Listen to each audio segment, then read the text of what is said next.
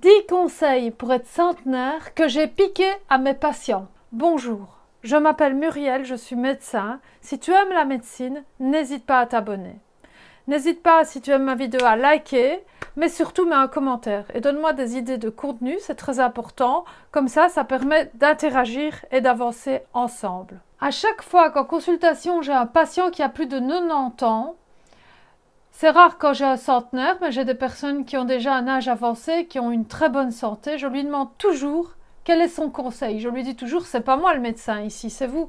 Et grâce à tous ces trucs, j'ai fait une vidéo de 10 conseils pour être en bonne santé et vivre centenaire. Ce qui est drôle, c'est que lorsque je demande à un patient s'il veut des conseils pour vivre vieux en bonne santé, et je lui dis comme ça, vous allez faire centenaire avec ces conseils. Il me répond toujours, oh non docteur, je ne veux pas être centenaire. Donc c'est un peu surréaliste cette vidéo. Personne n'a envie de faire centenaire, mais tout le monde veut être en bonne santé longtemps. Le premier conseil, et il est le plus important, c'est pas de fixation sur l'âge. Si tu commences à cogiter, j'ai 80 ans, donc je ne devrais pas courir, donc je ne sais pas faire ceci, tu ne fais rien. Le premier conseil, c'est vraiment de ne plus penser à son âge. Le deuxième conseil, il est commun à tous les centenaires, à tous les gens qui vivent vieux, c'est de bouger.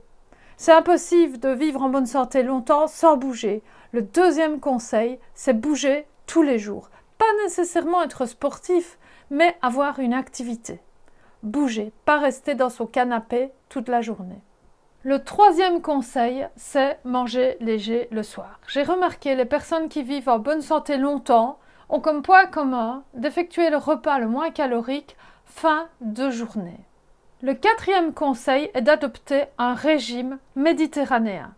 Le régime méditerranéen, c'est celui qui gagne dans tous les régimes. C'est pas vraiment un régime, c'est une façon de manger. Qu'est-ce qu'il a comme point commun, ce régime méditerranéen? Premièrement, pas d'aliments ultra transformés. Je te le dis assez, tu peux regarder mes vidéos comment lire les étiquettes alimentaires, comment s'en sortir avec les aliments ultra transformés qui contiennent plein de crasse.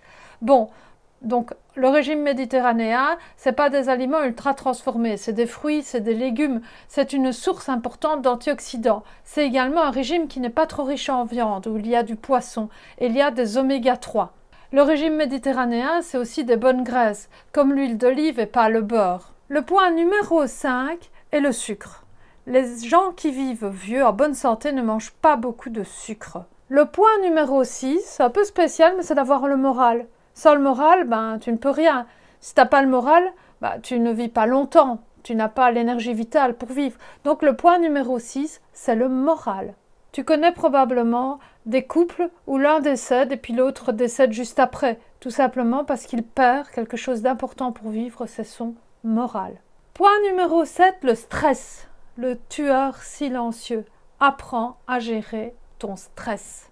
Les gens qui vivent longtemps en bonne santé sont calmes. Je dois quand même faire une remarque. Il y a quand même parfois des gens qui vivent vieux en bonne santé qui sont excessivement nerveux, mais leur énergie, ils ne la mettent pas dans des comportements toxiques. Le point numéro 8, c'est que les gens qui vivent longtemps, ils fument pas, ils boivent pas. Ils savent doser les toxiques. Le point numéro 9, c'est la pollution. Selon que tu vis en ville ou à la campagne, dans un endroit pollué ou pas, ça va influer sur ton espérance de vie. Le point numéro 10, ce n'est pas un point, c'est des petits conseils. J'ai déjà entendu des trucs rigolos, du style des gens qui mangent tous les jours un petit peu de chocolat noir, des gens qui boivent un petit verre d'alcool tous les jours.